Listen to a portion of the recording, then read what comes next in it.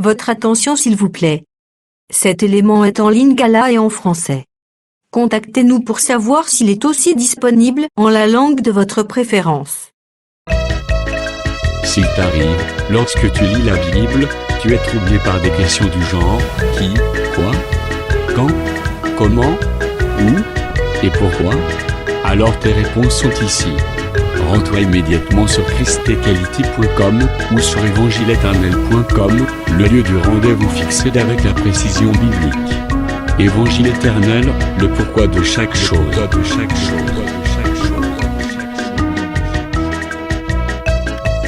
Pour nous encourager à continuer à vous servir, nous ne vous demandons pas grand-chose, sinon de souscrire à l'une de nos YouTube channels qui correspond à votre version linguistique. Souscrivez s'il vous plaît. La rubrique Pasteur et pasteur. présente aujourd'hui le docteur Josué Kamba, ministre de l'Évangile éternel. Recherchez-vous les enseignements du docteur Josué Kamba? Allez sur christequality.com/josuekamba.html. Les enseignements sont disponibles en texte, audio et vidéo. Bonne édification au nom de notre commun Seigneur et Dieu Jésus-Christ. Amen. Et la paix vous soit multipliée au nom du Seigneur Jésus. Une fois encore, merci Seigneur pour ta grâce. Merci pour tes intervenants qui nous ont suffisamment nourris de la part de l'Éternel. Que Dieu bénisse l'entendement de tout un chacun. Sans plus tarder, nous allons ouvrir le livre de la vérité dans l'épître de Paul aux Romains. Nous allons prendre le livre de Romains chapitre 10. Le verset 4, il est écrit: car Christ est la fin de la loi, en vue de la justice pour tout croyant. Ou dans la version Louis II dit: car Christ est la fin de la loi pour la justification de quiconque croit. Nous allons prendre encore une deuxième écriture dans le livre de Exode, le chapitre 4, le verset 1er jusqu'au verset 4, il est écrit: Moïse répondit: ils ne me croiront pas et ne m'écouteront pas, et ils n'écouteront pas ma voix. Mais ils diront: l'Éternel ne t'a pas envoyé, ne t'a pas apparu. L'Éternel lui dit: qu'y a-t-il dans ta main? Il répondit: un bâton. L'Éternel dit: jette-le par terre. Il le jeta par terre, et cela devint un serpent.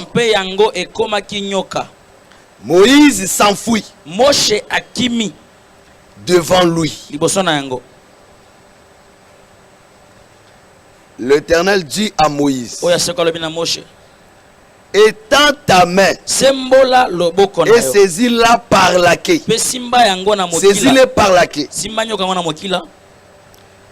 Il étendit la main et le saisit, et cela devint un bâton dans sa main. Que l'Éternel ajoute la bénédiction à la lecture de sa parole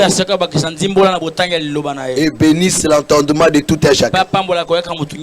Là où vous nous suivez, si vous êtes sur Facebook, commencez déjà à partager. Si vous êtes déjà en ligne, Appelez aussi les autres pour suivre cette parole.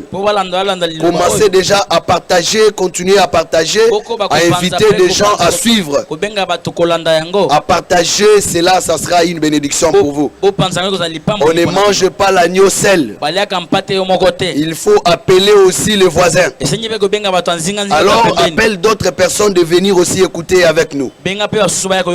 Alors, si vous nous suivez aussi sur YouTube, je ne sais pas l'heure à laquelle vous êtes. Que la paix du Seigneur soit avec vous. Et vous nous suivez à la télévision. Ne vous fatiguez pas à écouter la parole de Dieu. Parce que c'est en cela que nous sommes appelés.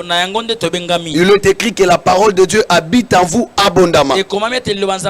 J'ai toujours exhorté en disant, il est écrit, si vous gardez la parole, la même parole aussi vous gardera dans le temps difficile. Ainsi donc vous voyez que vous êtes en train de vivre la bénédiction de Dieu. Quel que soit le confinement, la parole est en train de vous garder. Comme Rahab avait gardé les espions, et quand la frappe est venue, quand les temps compliqués sont venus, Rahab aussi fit garder. Alors comme nous venons de le dire, partagez, appelez aussi les autres de venir écouter la parole de Dieu. Et vous serez aussi récompensés par l'Éternel. Aujourd'hui, nous voulons partager un point. Christ est la fin de la loi. C'est simple, mon frère. Christ est la fin de la loi. Parce que vous devez savoir une chose.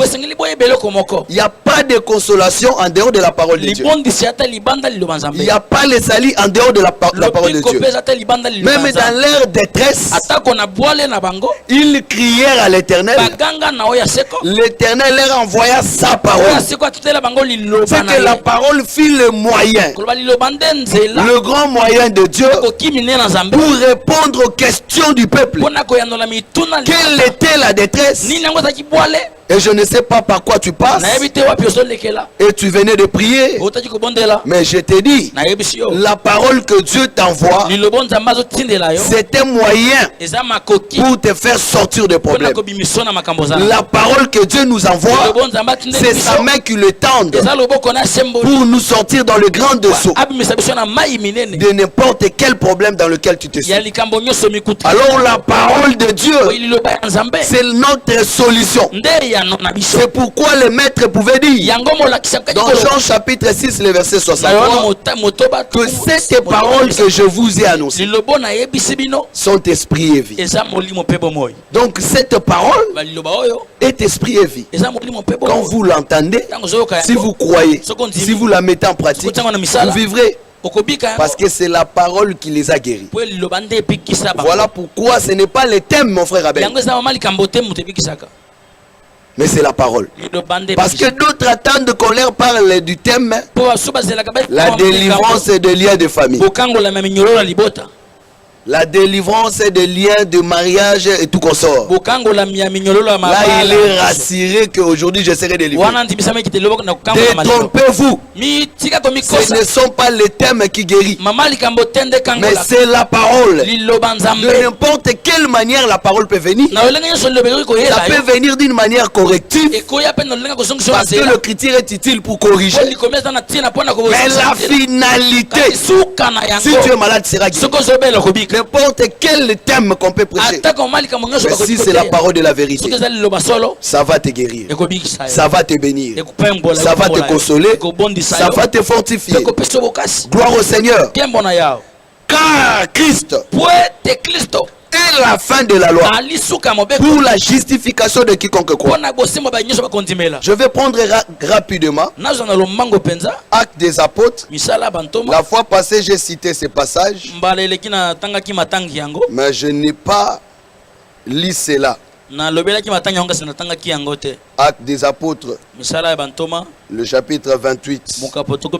Il est écrit, le verset 23. Ils lui fixèrent un jour et plusieurs vers et le trouvaient dans son logis. Paul leur annonça le royaume de Dieu en rendant témoignage et en cherchant par la loi de Moïse et par les prophètes à les persuader de ce qui concerne Jésus. L'entretien dura depuis le matin jusqu'au soir. Honorable enfant de Dieu, vous qui poursuivez le chemin de la justice, écoutez ce que dit la Bible. Ils lui fixèrent un jour et ils vinrent dans son logis. Et Paul leur annonça le royaume en cherchant, en puisant par la loi et les prophètes, la loi de Moïse et les prophètes, de ce qui concerne Jésus. Et l'entretien dira depuis le matin jusqu'au soir. J'ai béni la parole de Dieu. Remarquez mon frère, quand Paul prêche, il ne se servait pas de livres. Parce que même celui qui écrit se servent de la Bible. Mais à cette époque, l'épître romain n'était pas encore écrit. L'épître aux Éphésiens n'était pas encore écrit. L'épître aux Corinthiens n'était pas encore écrit. Suivez-moi avec attention. L'épître aux Colossiens n'était pas encore écrit. Mais pour prêcher, il est allé puiser dans la loi de Moïse, dans les prophètes. Nous croyons que si on voit la loi et les prophètes, nous comprenons qu'il y a aussi les psaumes. Même si on dit seulement la loi, nous comprenons qu'il y a aussi les prophètes et les psaumes. Il est allé puiser là-bas pour parler de Jésus. C'est pourquoi lorsque nous disons qu'on ne peut pas parler du corps sans la réalité, mais vous allez aussi comprendre où est-ce que Paul avait puisé ça. Où est-ce que Paul aussi a puisé pour prêcher? Parce qu'on a mis des bornes par le prophète Esaïe. Gloire au Seigneur pour sa présence aujourd'hui. Il a dit ceci dans Esaïe chapitre 8 le verset 20. À la loi et au témoignage, si l'on ne parle pas ainsi, il n'y aura point de l'aurore pour les peuples.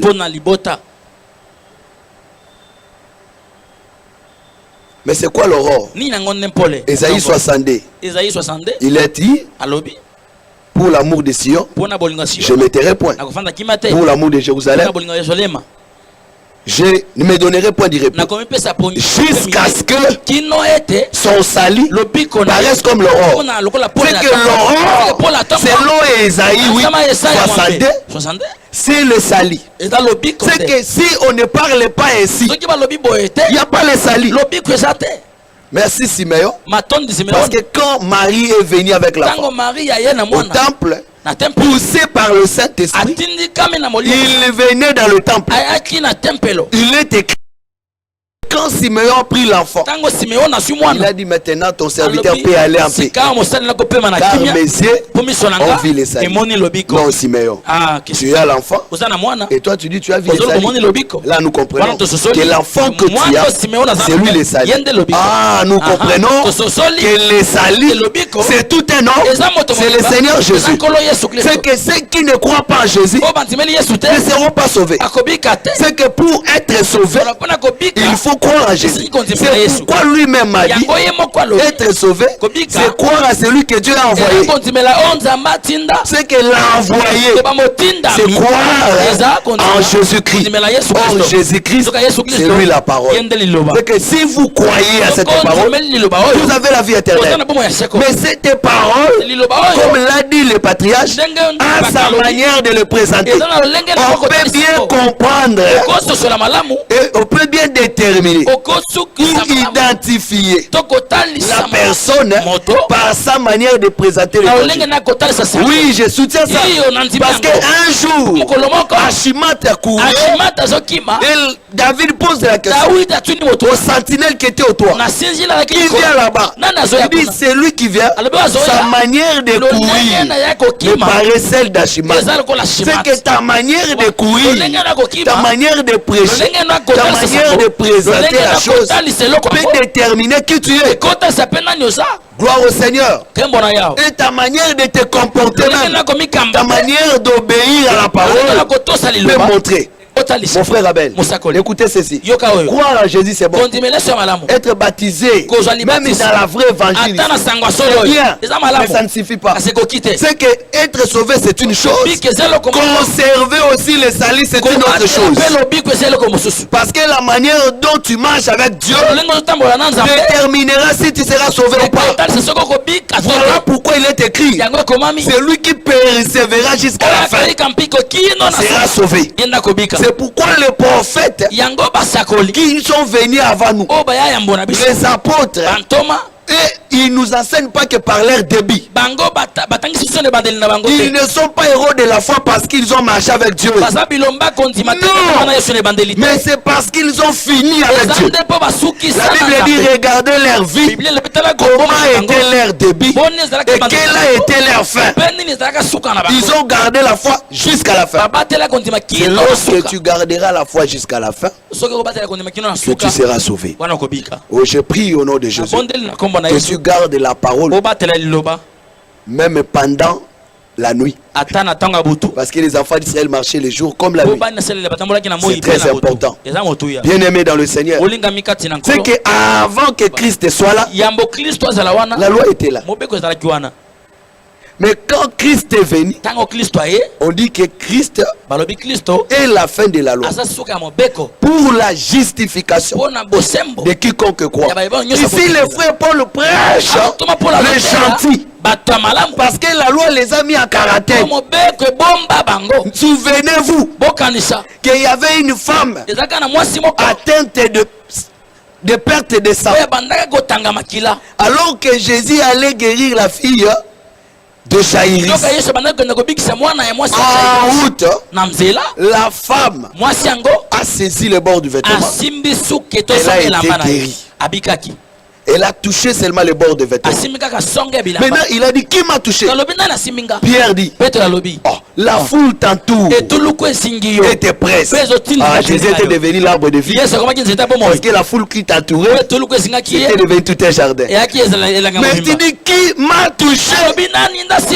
Ah, c'est que celui qui a touché avait touché l'arbre de la vie. Et il a reçu la vie. Mais attention, mais il partait quelque part. Je vous rappelle seulement ceci, qu'elle avait souffert pendant 12 ans. Et il allait aussi guérir une fille de 12 ans. Quand cette fille est née, cette femme est tombée malade.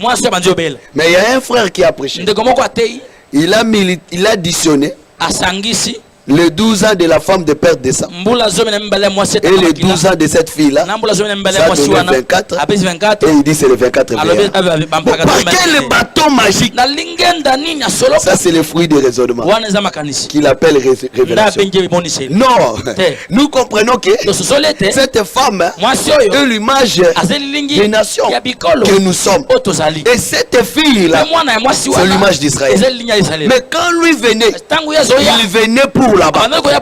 Mais la course a été suspendue. Une brèche a été ouverte. Celle qui n'était pas comptée. Parce qu'il est écrit, mon frère, ce qui manque ne peut être compté.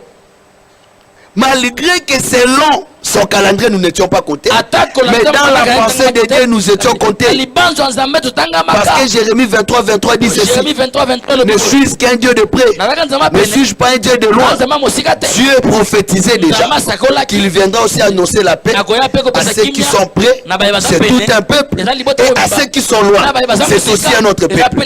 Mais je voulais dire quoi? Quand cette fille est née, quand Dieu a choisi ce peuple, il a déclaré les autres des impies. Qui a déclaré ça? C'est la loi. Seigneur vous bénisse. En prêchant maintenant, il montre que quand Christ est venu, il est venu mettre fin à la loi et à la condamnation. C'est comme ça qu'il est écrit. En lui, il n'y a point de condamnation. Il n'y a point de condamnation pour ceux qui sont en Jésus. Il faut comprendre cette phrase. On n'a pas dit ceux qui sont avec, mais ceux qui sont en lui ne sont plus sous la condamnation. Je vais prendre cette illustration merveilleuse. Là où nous avons lu dans Exode, nous connaissons déjà ce qui s'est passé. Les frères Bartimée même m'ont précédé.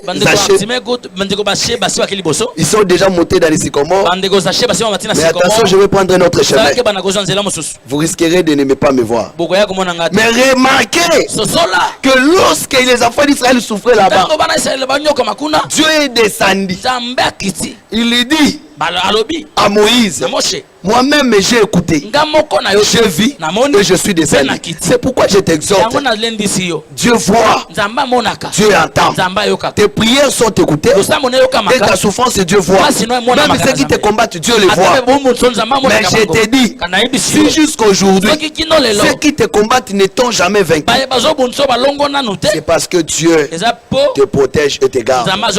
Et lui-même vient pour t'exaucer. La Bible dit à Moïse, Moïse dit non, ils ne me croiront pas, ils ne m'écouteront pas, ils diront tu ne m'as pas apparu. Il dit bon voilà, jette ta verge.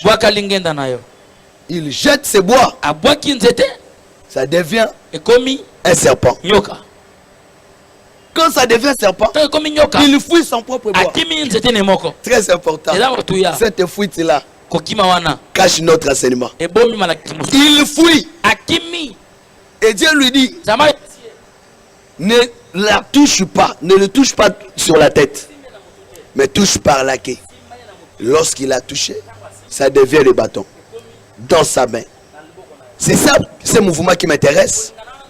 Pendant quelques minutes, ça va vous bénir. Remarquez, Christ lui-même vient. Alors qu'on le conduisait à la croix, on le traînait à la croix pour le tuer, le crucifier. La Bible dit ceci. Il y avait des femmes qui pleuraient. Il y a des gens qui se tapaient la poitrine. Ils pleuraient. Ils pleuraient. Jésus leur dit, ne pleurez point sur moi. Pleurez pour vous et pour vos enfants.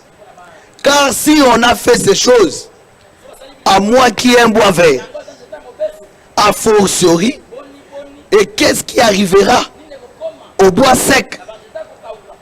Ici, Christ lui-même montre qu'il est le bois vert. Mais nous savons qu'à la croix, quand il a rendu l'âme, il est devenu un bois sec. Nous savons aussi que dans l'Apocalypse chapitre 1er, parce qu'ici d'abord, on nous montre qu'un bois, lui qui est un homme, il s'identifie à un bois. Nous comprenons que lorsqu'on parle seulement du bois, on parle aussi de l'homme. Mais de qui on parle? Nous allons comprendre. Ici, Jésus lui-même explique. Si on a fait ici un bois vert, qu'arrivera-t-il au bois sec? Jésus, lui qui avait la sève, il s'appelle le bois vert, mais il parle aux autres de bois sec. Ceux qui manquent la sève. Oh, la sève là, c'est l'esprit. Que le Seigneur vous bénisse. Vous qui m'écoutez, que Dieu bénisse votre entendement, mes frères et sœurs. La Bible dit que qu'arrivera-t-il au bois sec? Lui comme un bois, mais les autres comme des bois. C'est que ceux qui sont secs, c'est ceux qui manquent la sève. Mais quand est-ce que la sève va quitter? Nous rentrons à l'Éden. Quand l'homme a mangé le fruit, il est écrit que l'esprit l'a quitté. Nous comprenons qu'il est devenu un bois sec. Mais remarquez, quand Dieu est venu, il dit, puisque tu as écouté la voix de la femme. Mais Adam avait mangé le fruit. Dieu dit que tu as écouté la voix de la femme. Attention, faux enseignement, parce que ça peut faire déplacer la sève. Que le Seigneur bénisse l'entendement de tout un chacun. Oh mes frères, c'est que le bois sec, c'est le bois qui n'a pas aussi l'eau. Mais ici nous voulons dire quoi? Nous voulons dire seulement le bois. C'est tout un homme. Mais quand on voit ce bois là, ça parle aussi de l'esprit. Mais dans l'île de Patmos, Jean était ravi en esprit au jour du Seigneur. Parmi les visions qu'il a vues, il a vu un homme dans sa main. Il y avait cette étoile. Là nous comprenons que la main de cet homme était devenue le ciel. Parce que ce n'est que le ciel qui est la demeure des étoiles. C'est que nous comprenons la main parle aussi du ciel. C'est pourquoi si le bois parle de l'esprit, parle d'un homme qui est entre la main de Moïse, nous disons que ce bois là c'est le Seigneur qui est encore esprit dans le ciel. Que le Seigneur bénisse l'entendement et ouvre l'intelligence de quelqu'un pour comprendre d'un frère ou d'une sœur ces choses du royaume. Et que remarquez, alors que la terre était couverte du péché, dans le ciel il y avait la solution. C'est pourquoi quand tu as un problème, il faut tourner les regards au ciel. Cela ne veut pas dire que tu tournes ton cou au ciel. C'est chercher la solution dans la parole en Christ et tu trouveras sa solution. La Bible dit, Dieu lui dit jette. C'est que ces mouvements étaient prophétiques. Parce que vous devez savoir, la Bible dit que la mort régnait. C'est que la mort était un roi. Mais dans Ésaïe 8, Ésaïe 9, on montre aussi que les ténèbres ne régneront pas pour toujours. Et ces ténèbres aussi qui règnent, c'était tout un roi. Mais ce roi ici, c'est l'image de Pharaon qui est en train de régner. Mais quand est-ce qu'il commence à régner? Depuis la chute de l'homme. Et que lui commence à régner. Vous avez suivi beaucoup des enseignements autour de ça. Mais j'aimerais seulement passer vite. C'est pour vous montrer que quand la mort règne, mais il y a une promesse qui dit que ça ne régneront pas pour toujours. C'est pourquoi je vous dis, même ta souffrance n'est pas éternelle. Même si ça dirait, mais elle n'est pas l'éternel.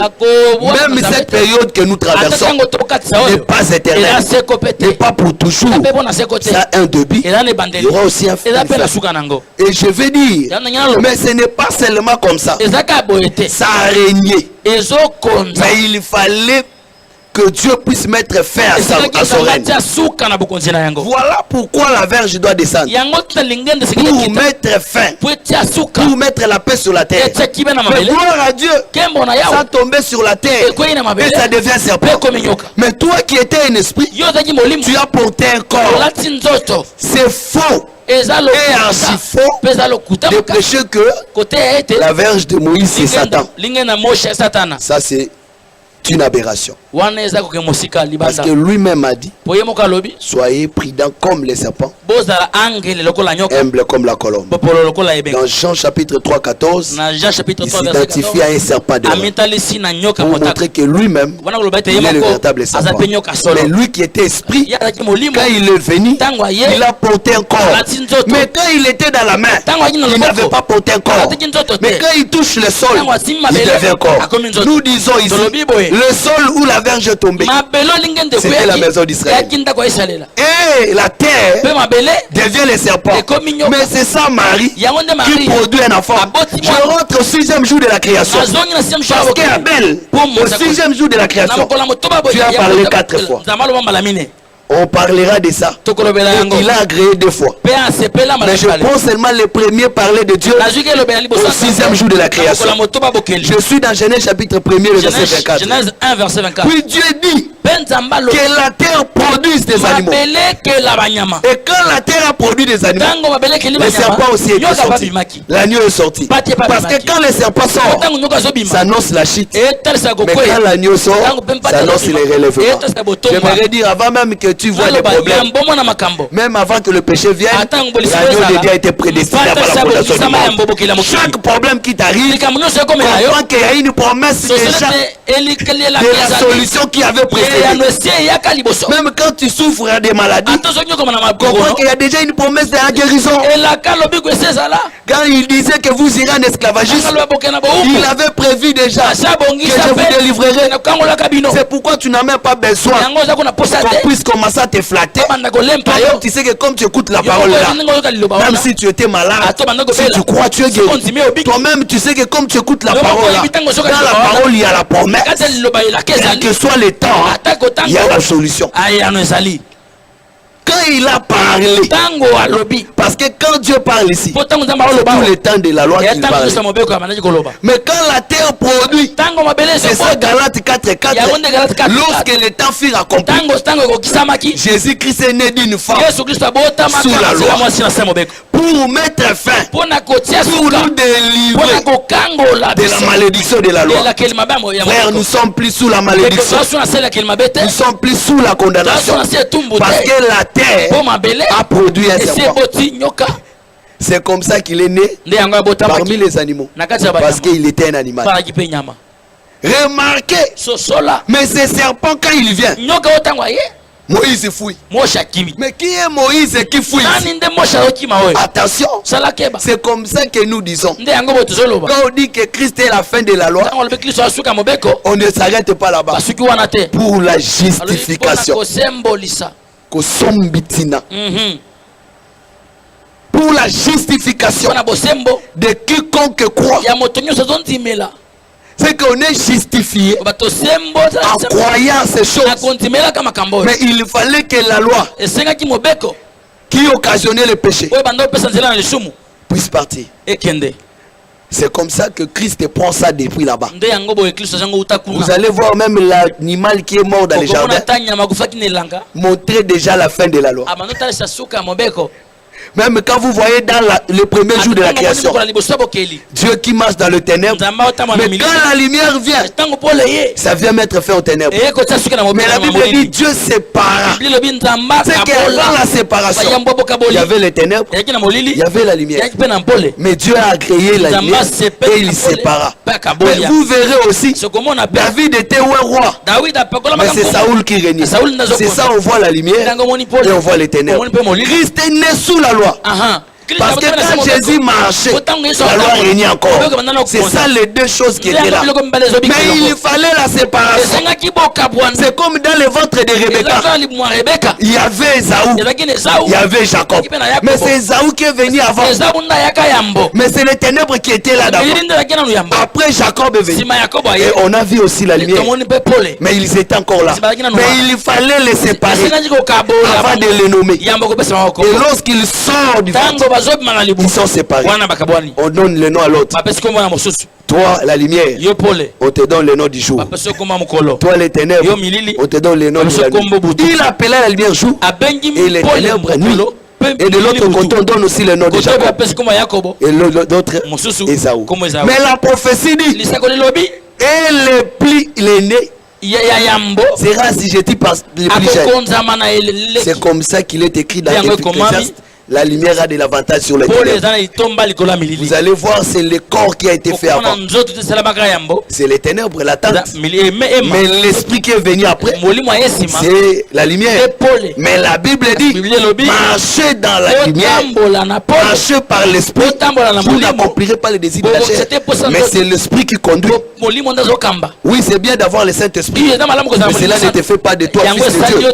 La Bible dit, reconnaissez donc ceux qui sont conduits par l'esprit, ceux qui sont fils de Dieu. C'est que tu dois être conduit par l'esprit. C'est l'esprit qui domine. Je ferme cette parenthèse. C'est que les ténèbres, c'est tout un temps de la loi. Mais quand la lumière vient, ça met fin aux ténèbres. Quelle que soit la grandeur des ténèbres, quand la lumière vient, ça chasse les ténèbres. Je dis, À quelqu'un qui est malade, je sens, je suis convaincu de te dire ça. Quel que soit le cas, tu es à l'hôpital, tu es à la maison, il y a un problème qui te surpasse. C'était toute une période. Mais je suis convaincu de te dire, si tu crois à ce que nous prêchons, sache que cette parole que tu écoutes, c'est une lumière qui vient mettre fin à cette période de chômage, à cette période de difficulté, à cette période de compliqué. On veut te chasser de la maison parce que tu n'as pas quoi payer. Toi-même tu te dis, tu n'étais pas au Congo, mais le confinement t'a trouvé ici. Tu as raté les vols. Tu voulais rentrer à Goma, à Lubumbashi, à Brazzaville, je ne sais pas où, à Angola. Mais le confinement t'a pris. Tu traverses le confinement loin de tes enfants, loin de ta vie. Mais quand la lumière vient, ça met fin de la souffrance. Ça vient de consoler ta vie. Crois seulement. Comme on a dit à Jaïris. Crois seulement que lorsqu'il a crié, sa fille était ressuscitée. Peu importe ce que tu traverses, c'est une petite exhortation qui me montre dans le cœur de te dire que la lumière qui est cette parole peut mettre fin à cela. Mais quand la lumière vient, ça met fin aux ténèbres, ça éclaire les eaux. Apocalypse dit que les eaux que tu as vues sont des peuples, des langues, des foules. Les eaux parlent aussi d'un peuple. Je prends un autre chemin pour dire, parce que ça met fin aux ténèbres, les eaux a reçu la lumière. C'est tout un peuple qui est éclairé. C'est pourquoi vous avez vu au deuxième jour, les eaux là est montée. C'est aussi l'image de l'enlèvement. Je dis que la lumière que tu écoutes, qui t'éclaire, te donne, te qualifie à être enlevé ce jour-là. Mais remarquez, quand il met fin à la loi, l'écriture dit, il a ôté la condamnation. Il dit, vous n'êtes plus sous la loi. Vous n'êtes plus sous la condamnation. Dans Galates 4:4 dit, il nous a délivrés de la malédiction de la loi. D'où vient cette prédication? D'où vient cette prédication? D'où vient cette prière? J'arrache. Mais il faut rentrer dans Deutéronome 22 pour changer la prière. La Bible dit, si quelqu'un perd son objet et que toi tu ramasses, tu ne t'en détourneras pas. Tu vas garder. Puisqu'il est loin, il viendra chercher et on lui remettra. Mais qui a perdu? C'est le frère Adam. Il a perdu le jardin. Mais qui a gardé? C'est Dieu. Mais puisqu'il est loin, loin de Dieu c'est le péché. Il remplit la terre. Esaïe, merci. Esaïe dit ceci, la main de Dieu n'est pas courte pour agir. C'est vos péchés qui constituent les barrières. Mais il fallait qu'il monte à la croix. La loi de Dieu a ôté les péchés. Il a brisé la barrière. Il a brisé la malédiction. Mais aujourd'hui, Ephésiens 2 dit, 17, nous avons l'accès auprès du Père. Si tu as besoin de quelque chose, demande à Dieu. Tu n'as rien arraché au diable. Le diable n'a pas de mariage à te donner. Le mariage n'a pas d'argent à te donner. Le diable n'a rien à te donner. Dans sa gibecière, il a le mensonge, il a la haine, il a la jalousie, il a tout ce qu'il faut comme tu as été bien enseigné sur ça. Remarquez, frère, ce que nous avons besoin se trouve entre les mains de Dieu. C'est que la loi qui nous mettait une barrière, c'est les rideaux du temple. Quand il a crié à la croix, c'était déchiré depuis le haut jusqu'en bas. On n'a pas commencé par les bas. C'est comme ça que ne prêchons pas que l'argent, la bénédiction, tout, parce que les rideaux étaient déchirés depuis le haut vers le bas, pour dire que quand la loi est venue, le ciel qui nous a été privé, la gloire de Dieu qui nous a été privée, le mystère du royaume qui nous a été scellé, nous a été ouvert. Parce que quand vous avez le ciel, la terre vous est soumise automatiquement. C'est pourquoi Jacob a été béni. On lui dit, tu seras béni de la rosée du ciel et de la grâce de la terre. Abel, tu vois la rosée du ciel, c'est Léa. Et la Grèce et la terre, c'est Rachel. Voilà pourquoi dans Léa, il a reçu d'abord Judas, qui était le rosier du ciel, le royaume des cieux. Et dans Rachel, il a reçu Joseph, qui veut dire ajoute encore. Si tu as la parole, on va t'ajouter. Et c'est comme ça que quand Joseph est né, Jacob ne peut plus rester dans la maison de Laban. Il doit sortir. Je veux dire, quand la parole de Dieu vient, tu ne peux plus rester dans le péché. Tu ne peux plus rester dans l'homosexualité. Tu ne peux plus rester dans les crimes. Tu es criminel, tu écoutes cette parole. C'est le moment pour toi de croire, d'abandonner cela. Christ a mis fin pour la justification. Combien comprennent la justification? Quelqu'un qui connaît les 7 sommes, mais il ne comprend pas la justification. Tu as mangé la manne en Égypte. On ne mange pas la manne en Égypte. Il faut manger l'agneau, traverser la mer la nuit. Et le matin, tu deviens enfant de Dieu. Tu peux manger la manne. Remarquez la justification. Barnabas, toi tu es criminel. Il dit non. Le criminel, c'est lui qui est là-bas. Parce qu'il m'a pris ma place. Et moi je suis maintenant quitte. Parce que la justification veut dire quoi? Veut dire que tu as tué et on t'a condamné. Mais quelqu'un vient et dit c'est moi qui a tué. Ce n'est pas lui. Jésus n'est pas devenu criminel. Jésus n'est pas devenu pécheur. Non. Jésus est devenu pécheur. Parce que c'est qui a brisé à la croix, c'est le péché. Il dit toi tu sors. Vos péchés là je les répète. C'est moi qui est devenu criminel. C'est moi qui est devenu tout. Et toi tu es innocent. C'est ça même, il avait le main dans la cuve des reins. Toi tu deviens innocent. Il devient coupable. Jésus n'est pas mort seulement pour les innocents, non. Pour les coupables. Ésaïe 53, 12 dit c'est pourquoi il partagera la place avec les puissants, parce qu'il est intercédé pour le coupable. Tu me suis, tu dis toi tu es criminel, tu n'es bon à rien, tu as tellement avorté, c'est fini pour toi. Non. Voici l'espace pour toi. Il est devenu péché. Il a mis fin à la loi. Il a ôté les péchés. Alors il t'a ouvert l'espace. Tu peux aussi entrer. Les rideaux ont été déchirés. La loi a mis fin. Et nous pouvons entrer. Maintenant, la grâce est disponible. Nous sommes plus sous la condamnation. Oh, notre oncle volé. Oh, mon père volé. Voilà pourquoi nous avons maudit jusqu'à la 4e génération. Nous tous, nous sommes là, condamnés.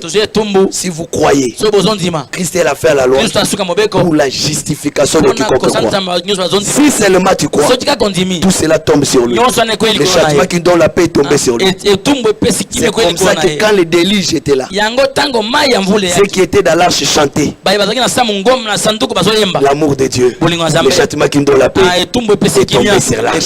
C'est l'arche qui est frappée. Nous à l'intérieur nous sommes en paix. C'est ce qui est dit. En Christ, nous avons toutes sortes de bénédictions. En Christ, nous sommes justifiés. En lui, nous avons la rémission du péché. On dit en lui, tu peux entrer dans la gare, mais tu n'es pas encore entré en Christ. Pour entrer en Christ, c'est croire à cette péché et marcher selon la parole. Et vous voyez la fuite de Moïse. C'est ça la fin de la loi. À la croix, il a mis fin à la loi. Vous voyez Moïse fuit. C'est ça le péché qui fuit. C'est ça la loi qui fuit. C'est fini. Maintenant la grâce de Dieu est là. Pour la justification. Même la grâce de Dieu a un prix à payer.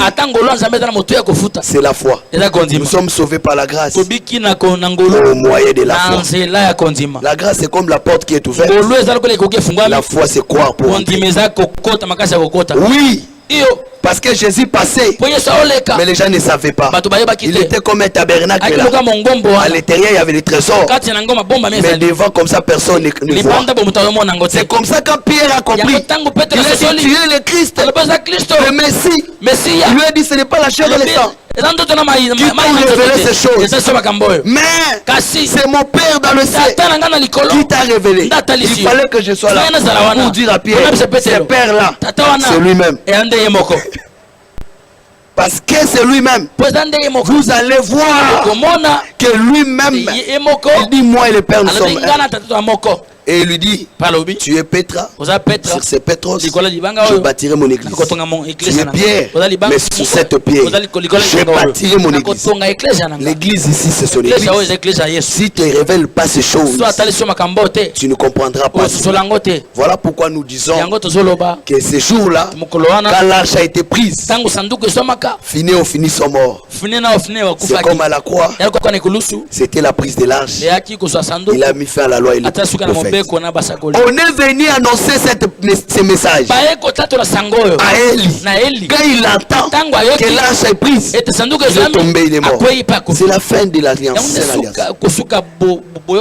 Et on lui dit que sa belle-fille vient de mettre au monde. On dit cet enfant, c'est l'Ikabot.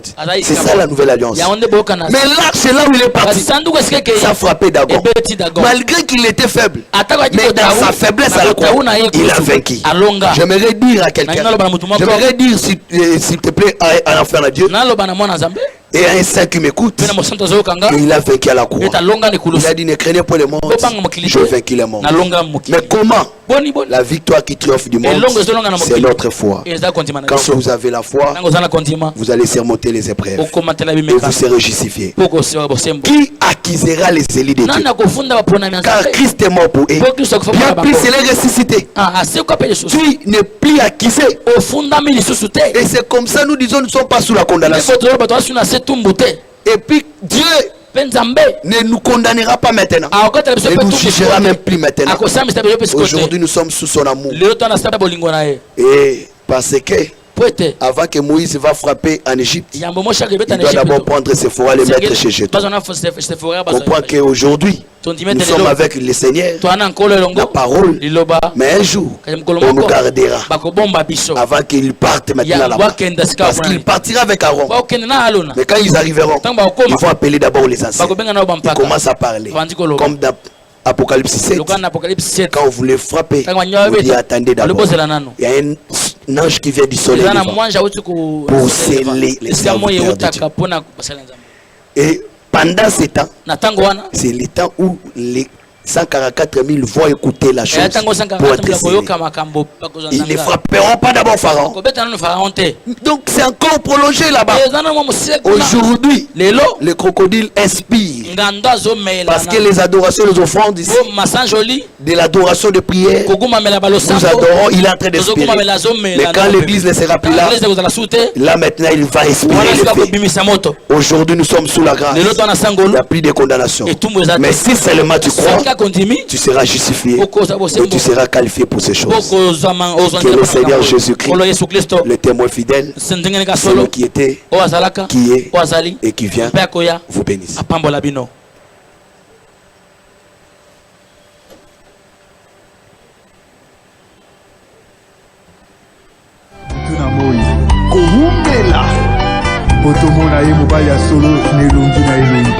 Face à face. Gloire à Jésus.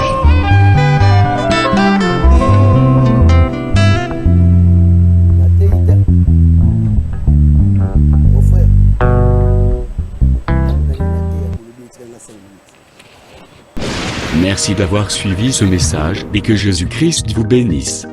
Si vous avez une question à l'intention de l'homme de Dieu, si vous voulez que l'homme de Dieu prie pour vous, si vous voulez vous confier à l'homme de Dieu, ou si vous voulez tout simplement bénir l'homme de Dieu, contactez-le directement si ses coordonnées sont disponibles depuis sa page. Sinon, contactez-nous et nous lui transmettrons vos préoccupations.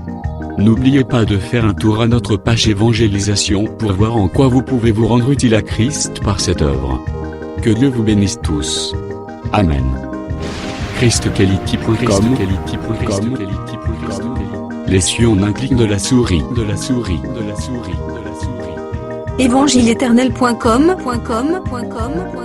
le site de l'évangile éternel. Christ Equality Foundation, équilibrer la manne ramassée dans le désert de sorte que chacun ait un numère.